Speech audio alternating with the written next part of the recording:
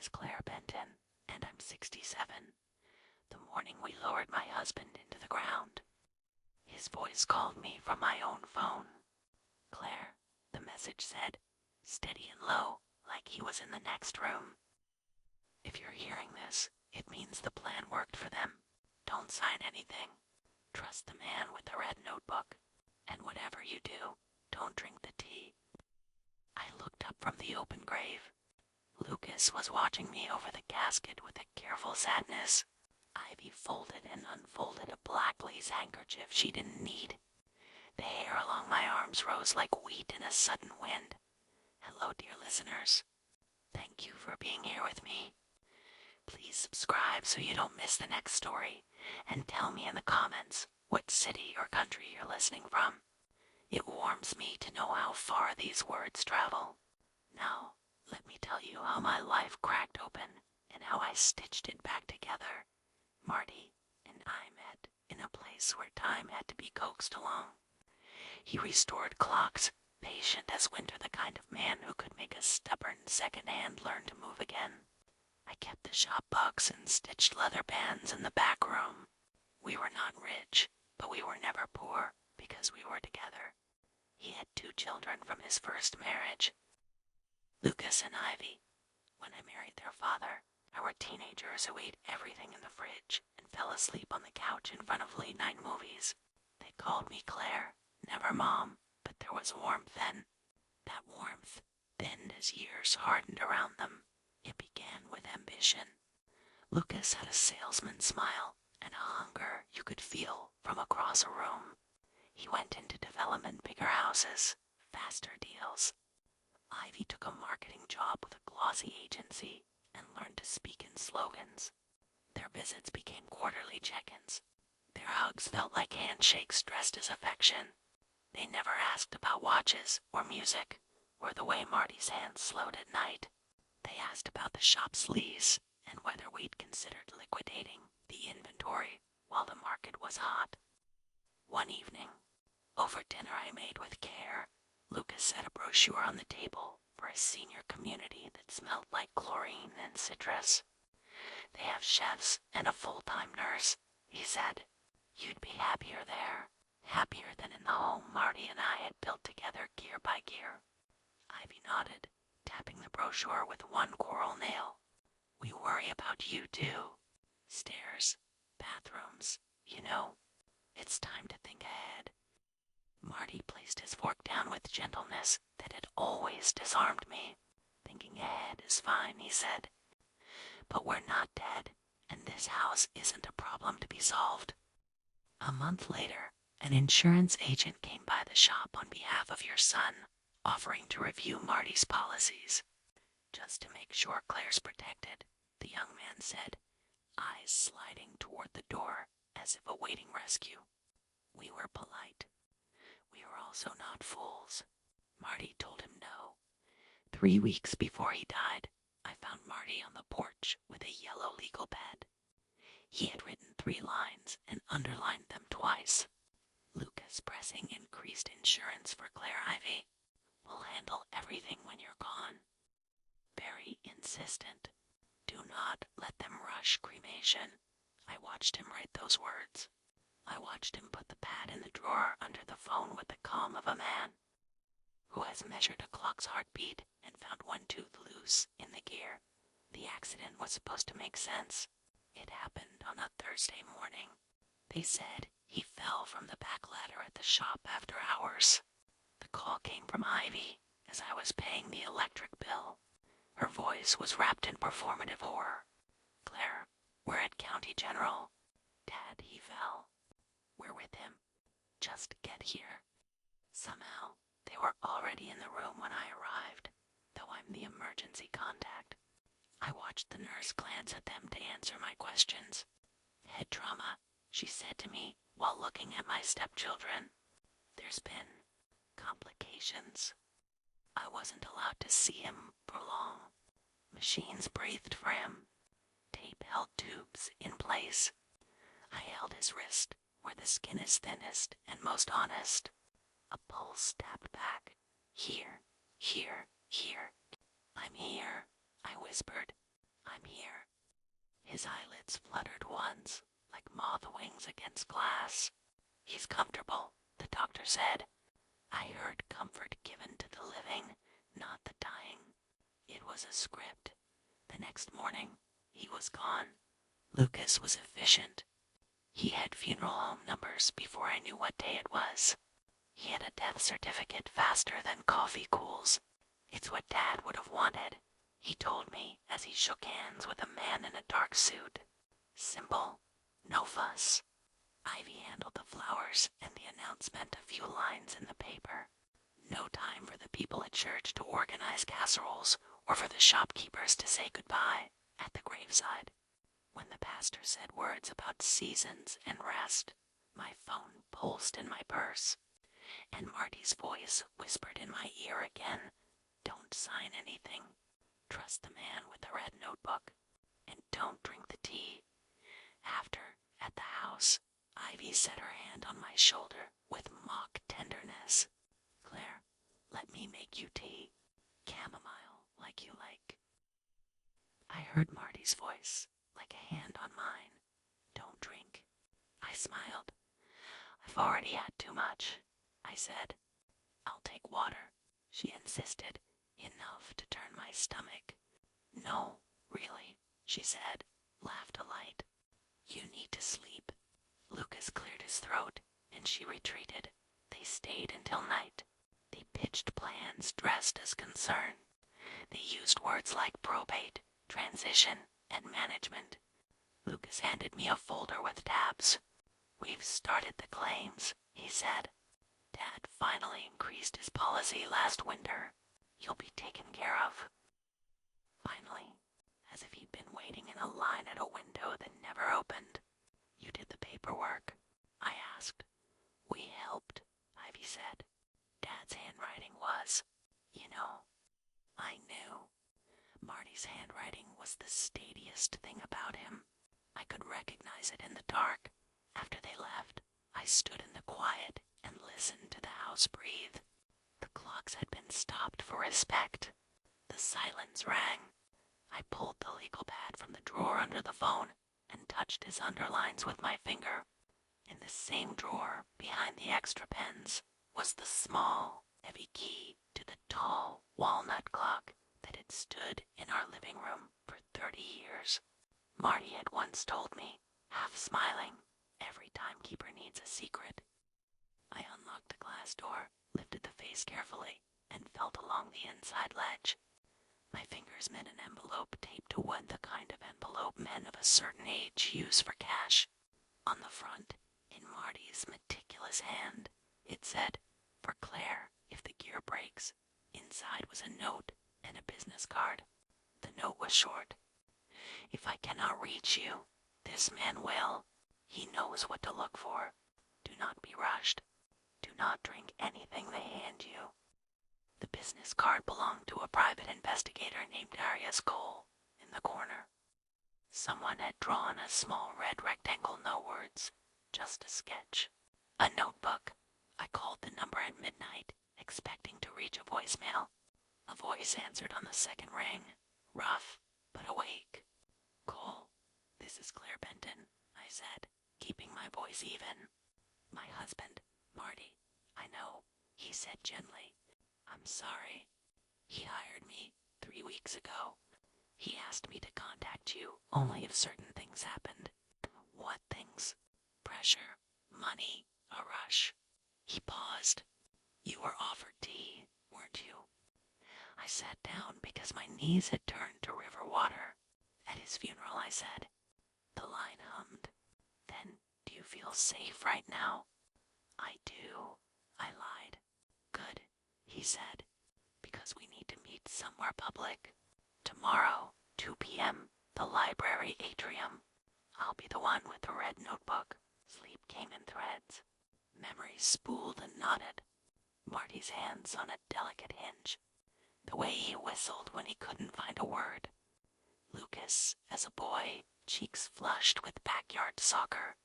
Ivy, at 16, crying on our steps because her first boyfriend broke her heart. I tried to connect those faces to the people who'd whispered management in my kitchen. It hurt like biting ice dot at the library. Light fell through glass like water. A man in his 50s sat alone with a red notebook and a cup of coffee he wasn't drinking. He stood when he saw me and held my gaze the way you hold fragile things, with care. "Mrs. Benton," he said. "Claire," I corrected. "Then Claire," he said, crisp. "I won't waste your time." He opened the notebook. Inside were neatly printed lists, dates, and clipped receipts in plastic sleeves. He slid a small recorder across the table. "Your husband allowed me to place a discreet device near the shop's office phone," he said. He was uneasy, but didn't know why. He wanted context if anything happened. 3 days ago, this recorded call came in on the shop line. I pressed play. Ivy's voice threaded into the light. I know, it's awful, but what choice do we have? He's stubborn. He'll never sign the house over. Lucas, it's not about the house. It's about time. That policy is a bridge. We're drowning. This is cleaner. Ivy, a soft curse. What about Claire? Lucas, an exhale. The grief narrative will practically write itself. She's fragile. We'll help her. Then we'll make the decisions she can't. The atrium's air thinned. Darius clicked to the next file. "Bank statements," he said, showing 3 large withdrawals over the past 2 months from a savings account in Marty's name. Signatures on the slips match his butt. The manager noted he seemed shaky and hurried by an accompanying family member. Which member? He slid a photocopy of the note with the manager's scribbled line. Accompanying family, L.B. Lucas Benton. I didn't realize I was crying until Darius set a small napkin in front of me. "It gets worse," he said softly. "Do you want to stop?" "No," I said, and my voice was someone else's steel. He showed me a list of purchases. An expensive watch charged to Lucas's card the day after Marty's fall. Ivy's agency paid a retainer by a medical consultant, shared a last name with the doctor who had signed Marty's death certificate. "That doesn't prove anything by itself," Darius said, careful, "but it paints a motive and a web." He paused, then added, "There's more. The hospital report lists natural causes complicated by head trauma. The examiner never ordered a toxicology screen." "Toxicology," I repeated, mouth strange around the word. "Claire," Darius said, "there are non-violent ways to end a life that leave very little trace if you don't look. The tea your stepdaughter pushed that wasn't kindness. It was a continuation." I thought of chamomile, how it smells like childhood summers. I thought of how many times we had offered tea in comfort. The room swayed. "What do we do?" I asked. "We bring what we have to someone who doesn't owe your family anything," he said. "Detective Patel is new in town. No ties. We ask for a judge's order to review the records and, if necessary, to test." He hesitated. "If you can bear it, Claire, we may need to seek exhumation." The word cut like glass. "He asked me not to be rushed," I said. "He asked me not to drink the tea," lifted my chin. "Do what you have to do." That afternoon, we walked into the station with hatefully tidy folders. Detective Patel had a tired kindness in his face and a notepad he actually used. He listened to the recordings twice. He flipped the bank records slowly, as if speed could crack truth.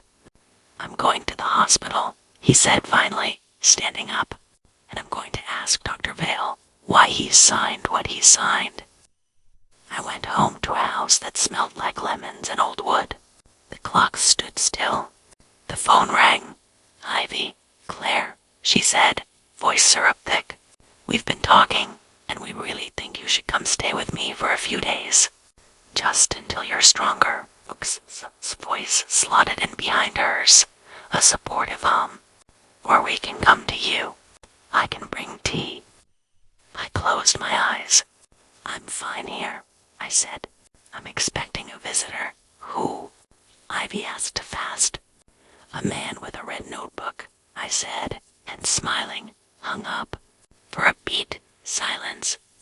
Then a flurry of texts I didn't read. They came anyway, of course. They let themselves in with a key I hadn't had time to change. Lucas's grief face was smooth as ever. Ivy carried a white bag from the trendy bakery downtown. Almond tart, she said brightly. You always liked that one. I watched their hands. I watched their eyes. We're handling everything, Lucas said softly, sitting too close. We spoke to a specialist who works with grief in older women. He says confusion and suspicion are common.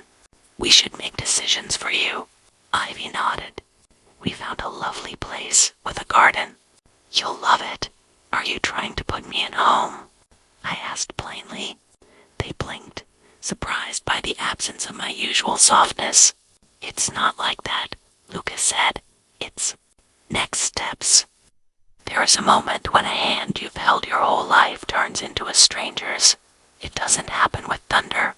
It happens with a tone and an angle to a smile.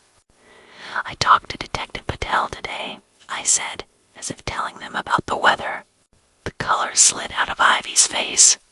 Lucas's jaw ticked. We were worried about you doing rash things, he said. Grief makes people paranoid. Paranoid, I repeated, as if trying the word on like a coat. How interesting. I stood. Leave my house. They did not leave. They made threats sound like care. Lucas said, if you won't let us help, the judge will. We've spoken to him, Ivy said. We have doctor's notes. Their voices were wind, trying to bluff a mountain. I took my phone and called Patel with them in the room. They're here, I said calmly. They won't leave. 10 minutes later, a patrol car idled in front of my house. Lucas turned toward the door. We'll be back, he said. And in his eyes I finally saw something honest. Fear. The judge signed off on Patel's requests faster than I dreamed. The hospital records were a bad copy of a bad story. The death certificate had words that should never be alone natural. Accident. Unremarkable. Darius's web tightened into lines Dr. Vale had received payments from Ivy's. Agency consulting fees. Bank noted a pattern of withdrawals made when Marty came in accompanied by a relative. Lucas's name scrawled on a little line like an afterthought. Patel looked at me across his desk and said, Mrs. Benton, we have enough to slow this down. But if we want to name what happened, we need truth no one can argue with. Exhumation was a cold room with warm hands. I do not dwell on that day because it isn't where the truth lives for me. It lives in the paper after. The lab's careful language, a combination of depressants present, inconsistent with prescribed medications. Levels misleading if no screen performed. Manner of death, inconsistent with simple fall. Patel didn't make me read the worst parts. He just folded his hands and said, Claire, someone help time catch up to him. Arrest warrants were printed. Steps pounded. Hands that had shaken my own were cuffed. Lucas tried denial first, then anger, then tears. Ivy broke down in the lobby of the station. Mascara-like bruises. Dr. Veal said nothing without his lawyer. But the sound his chair made when he sat back was a confession. The town did what towns do. Watched. People who hadn't looked up from their phones at the funeral looked at me in the bakery, the pharmacy, the pews. Mrs. Green from the florists put her hand on my forearm and squeezed once. You did right, she said. It didn't feel like right. It felt like cutting a tangled necklace and letting the beads roll everywhere. We went to court. It is a theater with rules and fluorescent lights. Darius testified to his recordings and the chain that made them legal. Patel walked the jury through the tidy beating of a clock. Motive means opportunity. The scientist explained calmly what certain combinations can do to a body, what they would look like to someone who didn't want to look too hard. The defense tried to turn me into a grieving woman with too much imagination. She hears voices, the lawyer said. She sees conspiracies. I told the truth in short sentences, the way you teach a child to button a coat. They pressured. They rushed. They offered tea. In the hallway between sessions, Ivy avoided my eyes. Lucas tried to approach once, hands held out as if giving back something he had stolen. The bailiff moved between us. I do not know what he would have said, and I do not need to know. Some doors you let close. The verdict arrived, with the sound of people holding their breath. At the same time, guilty. The judge's voice at the weight of iron. He spoke of trust and line crossing and hell. The law views people who rearrange reality for profit. Sentences were given in years that could have been pages, and none of it brought time back. But it stopped it from being stolen again. After, I went home and wound the clocks. One by one, I set each pendulum swinging. The house filled with soft ticking, like rain you only hear if you listen. I took the death certificate and the legal pad and put them in the clock's hidden shelf. I taped a new note beside where Marty's had been. For the next owner, in case of broken gear, wind gently, wait, then try again. I changed the locks. I learned the names of the young officers walking our street. I found a lawyer whose smile didn't promise things it couldn't deliver. I took the policy payouts meant to be my bridge, and gave most of it to a small nonprofit that protects elders from financial abuse. The money felt black in my hands. Washing it into something clean let me sleep. People ask if I miss my stepchildren. I miss their childhood shadows, not the people who wore them later. Grief makes tricks of shadows. I let the light in. Some afternoons, Darius stops by with his red notebook holding cases colder than mine. We sit on the porch with coffee and speak about small things. The neighbor's cat that thinks our yard is hers. The high school band practicing too early, the way clocks speed up and slow down when no one watches. I still make tea. Sometimes in the old kettle with a loose handle. I drink it in the sunlight. And when I pour, I hear Marty's voice, the way you hear a room you know by heart. I do not hear danger. I hear a man who loved me enough to lay a trail of breadcrumbs in a world full of crows. Thank you for listening to the end. If this story stayed with you, please like the video and tell me in the comments where you're listening from. And if you've ever had to draw a hard line to protect yourself, your support keeps these stories coming. Don't forget to subscribe. I'll see you in the next one.